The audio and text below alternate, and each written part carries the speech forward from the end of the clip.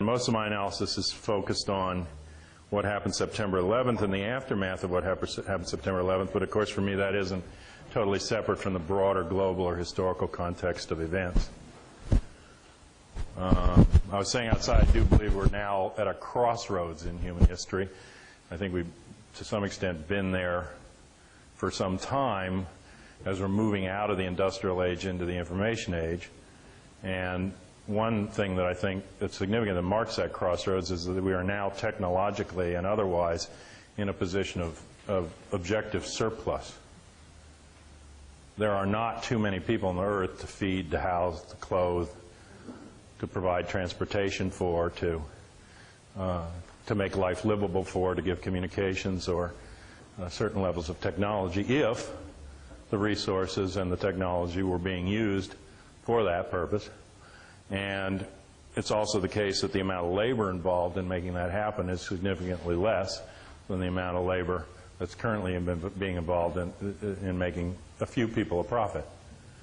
But when you have a situation where technology leaps forward like that, where wealth concentrates more and more in the hands of a few instead of the many, where the basis of human relations is commoditization in a market in all of its aspects, and where profit is the bottom line, then in those societies, and this was the case in Nazi Germany at the end of the Weimar Republic as well, where you had a similar situation and a devaluation of currency and recession going on, whole segments of the society then, because they're not needed for labor within that profit model, become expendable. And so the end point of capital accumulation under an industrial model like the one that we're coming out of, or the misuse of the resources even into the current information age in the same way, that concentration, if it's not ended, only has one path, and that path is genocide. And it's a genocide that's aimed at people of color, it's aimed at poor people all over the world. September the 11th, this paradigm shift that they created, in a sense, was also a realignment of a real evil axis that Bush talks about, you know, this new axis that he says is a handful of terrorist organizations. But the creation and the signal of September the 11th, in my view, is that all of the neoliberal countries, all of the global corporations, all of the countries within the concentrated wealth of the world market, all the ones that operate under that model are countries that they have put into debt structures that put them under their control instead of direct colonialism, along with some wannabe countries like China and the Soviet Union, which are emerging markets under those models. China jumped into the World Trade Organization September the 12th. Those are now aligned on one side of the world, and what's left on the other side of the world are the underdeveloped countries and the pockets of resistance within those neoliberal countries. So, as Bush likes to say, you're either with us or against us. You're either with us or you're with the terrorists.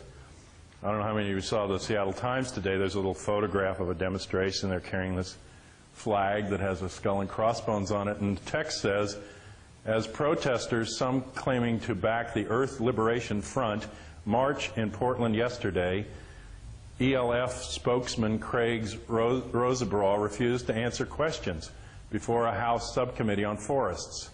The FBI's top terror expert, James Jarboe, testified that the ELF is the nation's largest and most active terrorist group.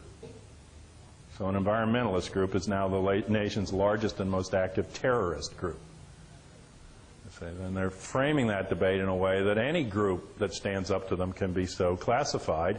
And since we're in a war on terrorism, they are the new enemy. Of course, realistically and objectively, the American population are the long-standing enemy of most of this system anyway. Outside of a small group at the top of that structure, we are the enemy and have been the enemy for some time. We're the last enemy, and we're the enemy that they fear the most. Because for the most of the other countries in the world, those countries are not in a position to do anything about the agenda of these global corporations or to stand in the way of the tremendous military might that the United States has built up here for whatever purpose it wants to use it in, however many countries it wants to use it. It's telling you it's going into a 10-year war, a war that won't end in your lifetime, a war with 60 different countries, a war with whatever countries they decide to put on the list, and obviously with whatever organization internally they want to put on the list. Just before September the 11th, I had been working with Cynthia McKinney's office, and we had arranged at the Congressional Black Caucus National Legislative Meeting, an annual meeting that they have a brain trust panel, as they call them. Each Congress member, as part of the caucus, gets to arrange the topic. And I had helped her get a panel of experts on the assassination of Dr. Martin Luther King. And I had been working for some time to get the files loose concerning the assassination of Dr. Martin Luther King. I had been part of a group that got the law passed in 1992 to release the John F. Kennedy files. And that Records Act set up an independent review board, and we have gotten to date 6 million pages loose on the John F. Kennedy assassination. It's the largest release of classified documents in history because it did not follow the pattern of the Freedom of Information Act, which was not releasing documents to us. From 1964 to 1994, we got about 2,000 pages out on JFK under the FOIA. From 94 to 98, 6 million. So we know that there's at least 600 to 700,000 pages on the King assassination that were locked up by the Congressional Investigative Committee in the 70s, the House Select Committee on Assassination. Carl Stokes, the chairman, and the counsel, Mr. Blakey, agreed to adopt a House rule that for 50 years locks up those documents, in other words, till 2026. We didn't want to wait that long, and we also felt that there were documents in there that related to the program that we think was primarily responsible for the murder of Malcolm X and Dr. Martin Luther King. That was the FBI's COINTELPRO program, or counterintelligence program, that targeted civil rights and anti-war activists. Unfortunately, after September the 11th, everybody's agenda changed and the panel was canceled. But we were on the verge of introducing a new piece of legislation that would have tracked the JFK Act to get the King records loose and the COINTELPRO files as part of the record of the King assassination, because it doesn't have to be just what happened the day of the assassination. We did sue in court on the Freedom of Information Act and get a 30-page document loose after 2 years of struggle with the Army intelligence that revealed for the first time that Operation Lantern Spike and the 111th Military Intelligence Group of the U.S. Army were in Memphis on the days prior to and after the King assassination and were spying directly on Dr. Martin Luther King. Lantern Spike was part of Garden Plot. Garden Plot was a counter-dissent operation that was run by the military, had martial law plans connected to it, internment plans for black Americans, fell under its rubric, and so we got that piece loose, but we wanted to get the full scope of the COINTELPRO files loose. Now, in the subsequent period, Attorney General Ashcroft has said that he wants to reinstitute COINTELPRO, that he wants to start spying again on groups not involved in criminal activities, but who are involved in protest or dissent activities. So that's, one of the results of that is, I'll bet if we did some background on who this James Jarboe character is that says they're the most terrorist group, that he goes back into the history of the FBI COINTELPRO program that came out of two guys named Cartha Deke DeLoach and William Sullivan in the FBI that came to the FBI from the Office of Naval Intelligence in the 1940s and worked with Hoover. They also said that after September 11th, they want to unleash the CIA, that the CIA has been operating under these tremendous shackles that were put on it because of the Church Committee in the 1970s. And so they want to let it loose to do whatever it wants and needs to do, including assassination, to restore its ability for them to assassinate people abroad. And the CIA expert that they interviewed on CNN the first week, amusingly to me, said, they're misled. We don't need those authorities. Well, what they're saying is they don't need them because they go ahead and do the stuff anyway, and they're better off doing it with the deniability that it's illegal than to do it, make it legal, and then be blamed for it when they do it.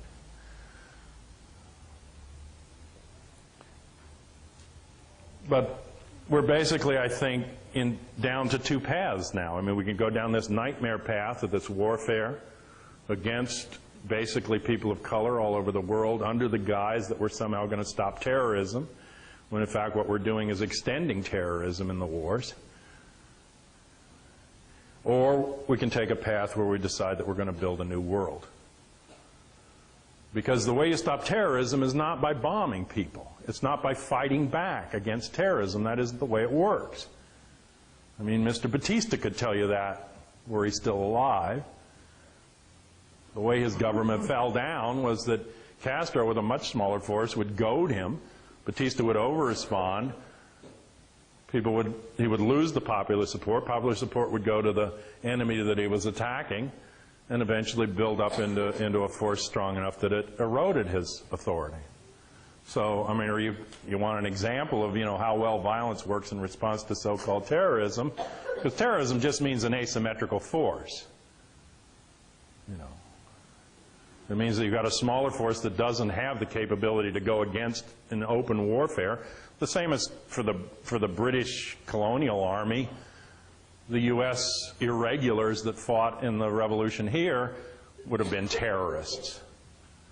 I mean, it just means that there's an imbalance of force. There may be a difference in tactics as well, but most of that comes out of the imbalance in force.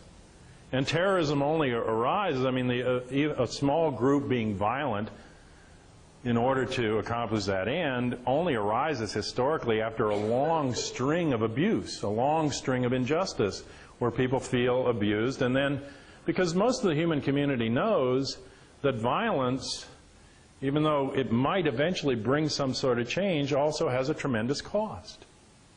Not just to the people that are being attacked, but to the people carrying out the violence. And so generally people are reluctant to be violent, even in an untenable situation. I mean, there were intermittent revolts against slavery, but slavery lasted for hundreds of years without everyone suddenly rising up and being violent. So people will take a lot of abuse before they'll get to the point where they'll give sanction or sanctuary or support to somebody being violent on their behalf. Well, I think it's just common sense that if you want to stop that violence from happening, you have to get back to the root of the injustice that it grows out of. I mean, an example here would be the militia. The militia have the same agenda as what we call terrorists in some other country, would use the same tactics. Do they have any popular support? Not for the most part, because most people, especially the people that the militia would surround itself with or relate to in this society, don't feel that oppressed. I mean, they may have problems, but they don't feel so oppressed that they want to support somebody doing this in their name. And similarly, the IRA, 50, 100 years ago, under direct British colonial rule, had a lot of popular support. But as that situation has changed, that's not all for the better, but it's changed, it's modified, and so the abuses go down, then the IRA loses support and is forced to a negotiating table. So if you really, your point is to end terrorism, the way to end terrorism is to restore justice, to restore hope, to take people out of the despair from which they become violent. But that despair and that rage rests ultimately in the establishment of oppression or privilege within societies. The basic violence of societies is that there is privilege, that someone or some group asserts that they have the right to a different kind of labor or a different kind of human right, a different kind of existence, a different kind of access to resources than some other group. And so the group that's then cut out, the aggrieved group, the group that's oppressed, eventually that violence done to them, which is a violence to the depth of the human spirit, eventually it's going to come out in rage or in violence in that way. I mean, or it's going to be dealt with, perhaps nonviolently, but that's the root. I mean, all the rest of the violences in the world come out of that root violence and wouldn't be there without it. So it's possible instead, technologically and otherwise, and in terms of human will, to build a world of justice, but that world of justice has to be based on giving up some of those privileges as they're perceived. It has to be based on making a change in the social contract. Systems don't make that change easily, but it's been my point of view that what's necessary to make that change, at least in this society, is to restore, to some extent, or build anew some sort of democratic mechanism for decision-making in this society. Because many people are dissatisfied in this society, but what mechanism do they have to make any change to those conditions? And I think it's pretty clear, and I think it was smushed in our face in the election, the last presidential election, that we are not in charge here. They don't care what we vote or what we want. They're going to tell us. I mean, and that this system of elected representatives, even if it went smoothly, cannot really represent us. It seems to me that it's more important for us to have the ability to vote on an issue than on a candidate. Because how can one candidate represent 100, 1,000, 100,000, 1 million people? How is it possible for them to represent them? Do they even try? Do they come and ask you, what do you think? And make their decisions based on that? You know? Or is it just a situation where a person says, I'm the representative? In the 1700s, you had to put the person on a wagon or a horse, because that's the only option you had, so that they could go to the distant meeting and represent you and bring back news of what happened at the meeting. But that's gone. I mean, we are in a different technological age. We're in a much more complex society. We're in a much larger society. And yet we're using this obsolete mechanism that's too easy to control. I mean, it's 500, 600 people representing 240 million people in the Congress. How hard is it to bribe them, bully them, blackmail them, or bullet them if they don't go along with the people that pay them into office? I mean, you should have gotten the message, I mean, in the 1960s that I got, which was anybody who was rising up as a real leader in any sense, or an elected official who was really responding to the popular will, they were going to kill you. And that also killed people's hope for some kind of change. So I don't think it's so much a question of people being uninformed. I don't think it's so much a question of people being apathetic or they don't know what the problems are. I think it's that we can know all those things, but if we're disenfranchised from any way to do anything about it, from any way to make an actual decision, to have a mechanism for that, then it's impossible for us to carry out any kind of change in the society or the world as a whole. But at the same time, for the last 50 years, in countries all over the world, in covert and overt operations, this CIA, this military, this $13 trillion operation, paid for with our tax money, has been making those decisions for us in our name. And now we're in a world where we're living with the feedback from that, with the consequences from that. And if we let them continue to make the decisions into this next endless war, we'll live with the consequences of that too. And it's all being done in our name, as if it has something to do with the American public, the American people. But it's our country, it's our military, it's our foreign policy, it's our society, it's our economy, it's our situation. And if we leave it up to everybody else, then it'll happen to the benefit of the few instead of what we want. I mean, some of the things I've suggested are that we could have or demand direct allocation of tax. If we're going to pay a tax of any kind, that we allocate the tax on the tax form. And we decide how it should be spent. That's taxation with representation. Or if we're going to decide on a policy, that we take back some of the commonwealth of the media. The media is a commonwealth legally. It doesn't belong to the corporations. The corporations only monopolize the licenses. The licenses are issued on behalf of a commonwealth that belongs to all of us. So why not tax time back? Take back an hour for public use for every 2 hours that's under commercial use in the current situation. But without breaking that monopoly hold on the media, we can't communicate to each other. We can't get out the kind of information we need to have an actual debate that means anything. Because information flow is more important to democracy than even the mechanisms that follow from it. But if we could open up electronic and other kinds of media and make them democratic, we could have full debates on issues, then we could decide on issues directly. And I don't say we would never make a wrong decision. We might. But I'd say we'll fix it faster than the wrong decisions that are being made in our name at the current time. So what I saw on September the 11th, the most telling thing to me that I saw on September the 11th, was that there was a stand down. Whether they knew it was coming way in advance or not, they at least knew it was coming to D.C. for 40 minutes. They announced it on the D.C. news that it was coming to D.C. at least 25 to 30 minutes before the plane hit. And the plane hit close enough to my house. It shook the windows. I know when it hit, and I knew it was coming. It was announced. They said they were evacuating the buildings, the Pentagon, the White House, the Capitol, and that plane flew into the most restricted airspace in the country, unchallenged. They had an official shoot-down order from the White House on that plane. They could see it on the radar coming. They knew it was going to be used as a weapon, and it was a threat to D.C. Growing up in D.C., I've seen commercial aircraft accidentally stray into that area, and things have gone up from Andrews Air Force Base right across the river from the Pentagon, from the Anacostia Naval Air Station that does this air defense in that area, and push those commercial planes back out. They have surface-to-air missiles at the Pentagon. They have surface-to-air missiles now at the White House since the plane went in there. None of those were used. No fighters were scrambled from anywhere nearer than 130 miles away at Langley Air Force Base, too late to even get there before the incident happened. But they had 40 minutes, and they knew it was coming, and they stood down, and they didn't get in the way, and it flew over the White House, it flew over the Capitol, it looped around, it went into the far side of the Pentagon, 270-degree loop, and hit the empty side of the Pentagon. So there were more people killed in the plane and outside the Pentagon than inside the offices, because those are mostly empty offices there. So even if you would argue that the first two planes you couldn't have known, that's not the case with the D.C. plane. They also had warnings about the other planes coming. There were bases put on alert the night before. Willie Brown, for one, and there were others, was warned by his security people not to fly that day.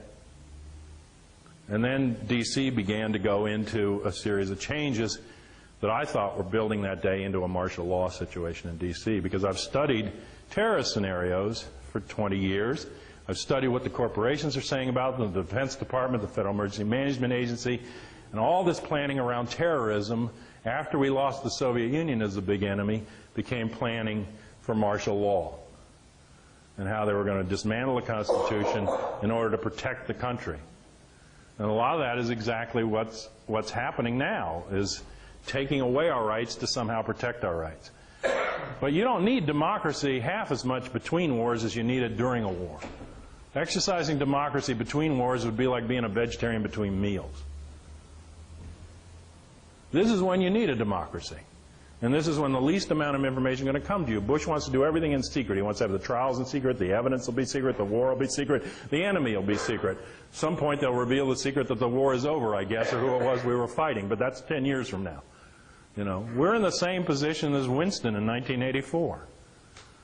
Every month they were fighting Eurasia or East Asia, but they couldn't figure out who they were fighting. If they were fighting Eurasia, the Ministry of Truth said, we've always been at war with Eurasia, and East Asia has always been our ally. Then the next month, we're at war with East Asia. They've always been our enemy, and our ally was always Eurasia.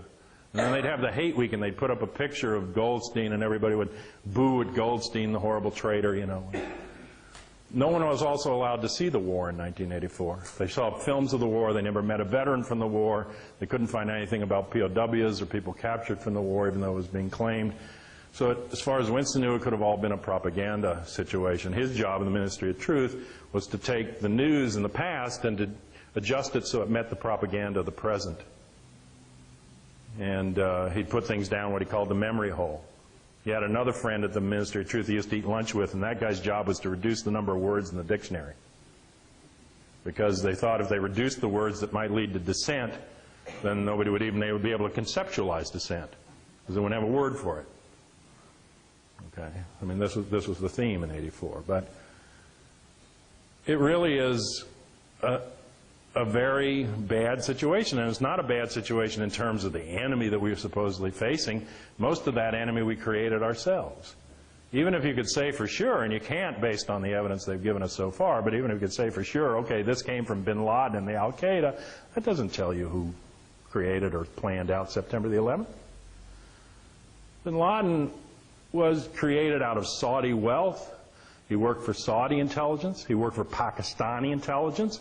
He worked for U.S. intelligence. The CIA funded him, and all through the war against the Soviet Union, and post that period, been in touch with him, and passed funding through Pakistani intelligence to him. So you don't know whose agenda this is, just because you know it's bin Laden, or they demonized this guy, you know, for a little bit. Same with Saddam Hussein. He's the big demon, the evil Saddam Hussein. There was the CIA put Saddam Hussein into power.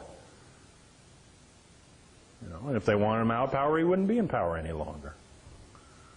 Saddam Hussein had financial ties with George Bush Sr., with Poppy Bush. There's a multinational corporation called the Carlyle Corporation, where Poppy Bush works now, and W has investments in. And that corporation also was a big investment firm for the bin Laden family. Except they just bought out the bin Ladens for image purposes in the last month. And Colin Powell was running around in July of last year telling the surrounding countries that the U.S. was going to militarily intervene in Afghanistan in mid-October, in July. Not in response to September the 11th. September 11th is nothing but pretext.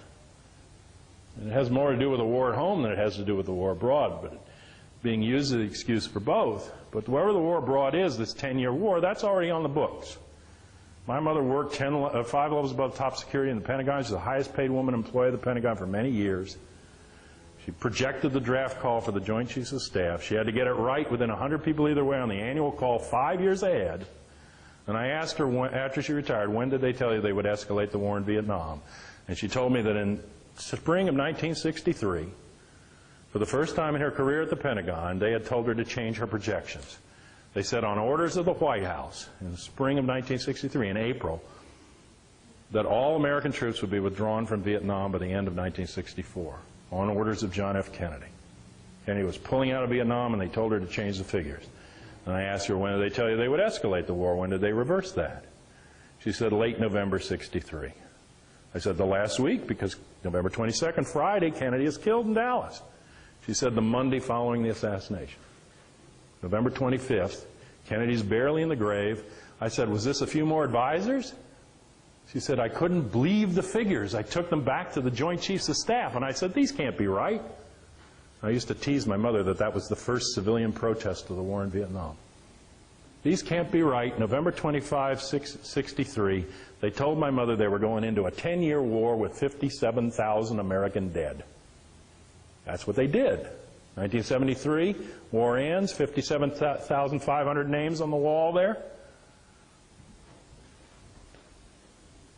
And we tried to stop that war, but believe me, they know where they're going. And where they're going has little to do with what they tell you about where they're going or why they're going there.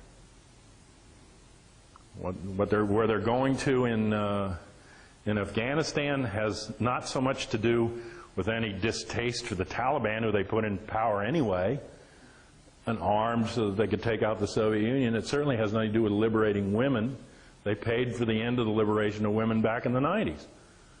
When they put these reactionary mullahs in and the Soviet Union fell, the women were being educated back then. So they certainly didn't go there to free women any more than the Civil War was a bunch of white people fighting each other to free slaves. I mean, these are economic realities. There was something going on there that had to do with taking oil in the Caspian Sea area and getting it down to the Persian Sea through Afghanistan. And deals were cut by a company called Unocal with the Northern Alliance and with the Taliban to do that at the end of the 90s. Then the Taliban backed out. The Taliban balked and they wouldn't go along with the deal anymore. So that's really a large part of why they had to be taken out.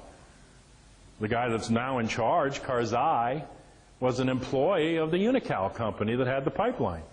When they decided not to go ahead with the pipeline, then they started planning to build a pipeline to the west that would only go through the Northern Alliance section at the northern tip of Afghanistan, and the company that was developing that pipeline has been in the news recently. It's called Enron. Okay? But they're doing that because by 2050, 80% of the remaining oil in the world will be in the Caspian Sea region by their projections. And what we need oil for? We need oil because we have an oil-dependent economy, an oil-monopolized economy. That doesn't have to be that way. We have many other energy paths and capabilities, but as long as you monopolize the oil. And also we need the oil for a reason that most people don't understand. We're 4% of the world. We consume 65% of its oil. So there's already that imbalance. But within that 65%, by 1985, 65% of that amount of oil, and projected for now at 85%, is military use. So that means we're going abroad to fight wars to protect oil in order to have enough oil to fight the war. And it's not as, I mean, even our use of the oil, it's to make sure that Japan and Germany, our competitors, don't get cheap access to the oil. The other people that are coming in have to do with another valuable resource there called opium. 80% of the world opium is coming out of Afghanistan. And the Taliban were paid $43 million to stop growing it there, and the Northern Alliance took it up. And the main moderates coming into the new government from the Northern Alliance, moderates as they're called, were named 6 years ago in the London Sunday Times as the main opium dealers in that sector of the world. So wars make a profit for arms dealers. They establish new markets or access to resources. They get control over a significant amount of labor. And most of all, they increase the amount of deaths and genocide and reduce the population of the world. They get to test weapons. They get to test people. They get to make money. And then they give us some excuse as to why we have to be part of that war. But a war against terrorism, a war of Manichaean proportions, the evil against the good, we're going to wipe out all the evil people and then only good people will be left. I mean, when Bush talks, it's like I'm hearing a 12-year-old kid describing a video game that he's playing. I don't know what he's talking about. There certainly isn't any kind of rational, intellectual discussion here. I mean, this is emperor has no brain, you know, but nobody's got the guts to say so. But we have another path that we can take. We can make a decision, and we can make it as the people here in the United States and for and on behalf of the people in the rest of the world to take a different direction and make a different kind of world. And that's most of what I had to say about it. I mean, I'm open for questions about it, but that's the context that I see for September the 11th. Basically, you're saying that Al-Qaeda serves the same role as a religious right group here. I would say that the Al-Qaeda and the fundamentalists in those countries don't represent Muslim or Islamic religion as a whole any more than Jerry Falwell or Pat Robertson represent what there is of Christianity.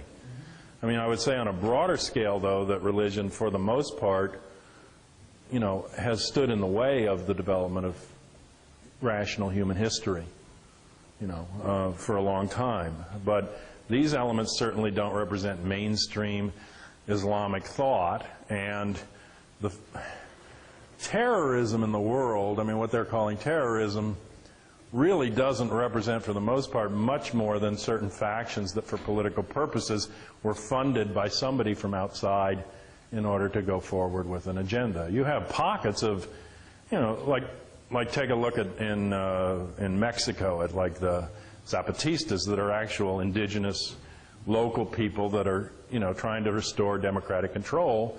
They're going to be pegged as terrorists if they stand up to the death squads that are sent against them. But, you know, what we get in the news, these groups that claim, you know, we bombed the embassy, you've never heard of the group before, I can guarantee you'll never hear of them again. Then 2 months later, the CIA says, oh yeah, we trained them, but we never thought they'd do anything like this. You know, I was tracking these groups for 20 years, and it's like phony terrorism. I did a talk in Los Angeles in '95. It was called, Are You Scared Yet? And my point was, they're doing these things here in the United States and abroad in order to increase the level of social fear to the point that you'll give up rational thought, you'll give up, you know, your liberties, and you'll go along with them telling you who your enemy is and go along with them establishing a martial law. You know, and my main message then and still now is calm down. Step back a little bit. I mean, okay, it was a black eye. It was a couple of thousand people. You know, I mean, we're not on our knees.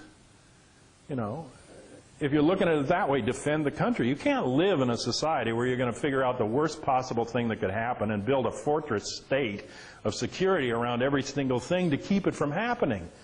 I mean, you're going to exhaust your resources and go nuts living that way. You know, you're going to be the same as the guy they say that has my personality, it said on the national news, is the same as Mel Gibson in this movie Conspiracy Theories. He lives in this little room.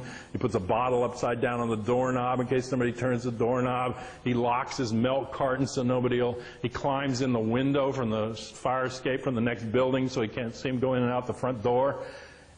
You know, you can't live that way as an individual or as a society. And we can't. And we can't. I mean, Benjamin Franklin said, those who would surrender their liberties for security deserve neither. You know, we're more secure in a democratic, free, and open society, and a society that deals that way honestly with the rest of the world and stops messing with people That's the way you get security. You know, I mean, the old adage is, if you treat people right, you can leave your door open. We can't go the other way. And also, even without any of this 9/11 stuff, this choice about which direction in human history we have to go now, I mean, that to me was just the flag. It was like a little wake-up call if you still needed one. But we have to make this choice now. I mean, the planet is not going to survive, much less the people on it. The planet itself is constantly endangered by going this other direction. You know, so of course, the people who would raise that as an issue, you know, the Earth Liberation Front or whatever they call themselves, that the environment matters, well, you know, that's a terrorist idea for sure. You know, as long as the environment and the Earth is a commodity to be grabbed and used up as quickly as possible. One of the early debates I had about this whole thing was with a guy at American University, and the name of the group that he was in was the Center for the Moral Defense of Capitalism. I said I was glad to see that it needed a moral defense. You know, and this guy's, his attitude was that our real mistake in the Middle East was that we didn't go in militarily in the 50s and get our oil. You know, that we waited too long. You know, we should have just gone in and grabbed it then and taken charge, you know, as if we didn't. I mean, of course, you know, we did what we had to do, you know, for those interests. I mean, they discovered the Dolman Dome, the largest oil deposit by that time in Saudi Arabia in 1943 in the middle of World War II. When they discovered the oil, the British, who had been in charge of that area, couldn't protect it because they were home defending the homeland against the German attack. Averell Harriman wrote a letter to President Roosevelt and said, we got to protect this oil or the Nazis are going to get it. So they sent 30,000 American troops to surround the Dolman Dome in 1943. The commander of those troops, who was trained at West Point for World War I and brought back in World War II for this job, was Norman Schwarzkopf Sr. He took his son over there, the son met the sheikhs, and so then when we go in the Gulf War, we get the son to go over and do the dirty work. The Dolman Dome, yeah. They just discovered another deposit further south in Saudi Arabia, a big one. It's not as big as the Caspian Sea, but it's almost as large as the earlier one. And that was across the water from Somalia when they were going there in Somalia, Ethiopia, and all those interventions that had to do with establishing bases to protect that oil. Zbigniew Brzezinski said in the 1990s that when the Soviet Union collapses, the way that we have to get in and control the resources in that area, we're going to need a military presence in Uzbekistan. Well, where do we just set up a military base? Okay, that's for what they used to call the soft underbelly of the Soviet Union. All of that is up for grabs. I mean, that's tremendously cheap labor. It's all educated, and there's resources all over there. There's resources in Africa from the tip of what used to be called Rhodesia, or Zimbabwe, down to the southern tip of Africa. There's enough resources there to run this society for 500 years at its current consumption levels. So they have a global view. It's not a global view that has to do with people. It's a global view that has to do with resources, it has to do with profit, it has to do with wealth and the technology to develop it. But the horror is that there's just absolutely no reason and no sense in going the direction that we're going. It's not protecting us, it's not protecting anybody else. It's just a nightmare path. And we have the capability to go the other direction. There's no limitation on that except our own intelligence, the level of brain power, what we can imagine, and to some extent the clock. I mean, how much time there is left to stop certain irreversible processes. But the other limits are political limits. They're limits that, you know, that have to do with the politics of the situation. And they wouldn't have gone to all these links of COINTELPRO and assassinating Dr. King, or spying on us, or setting up martial law under a terrorist scenario, or strategies of tension. They wouldn't have done all of this if they weren't afraid of us. And the reason they're afraid of us is that they know there's more of us, we can think, and we can stop. We can say, I'm not going to go along with this game. I don't believe that we can beat them at the gun game. I think they've won the gun game and the violence game. But I think there's another game that has to do with the head and the heart and making a different decision about the kind of society we live in. And that game, I think, they don't know how to play. They don't understand the rules. And we have the option to go ahead and establish a democracy. And I think most people want a democracy. There's a few that don't, but the vast majority do. And I think that if we make that democracy happen from the local level up, it dismantles their power over us.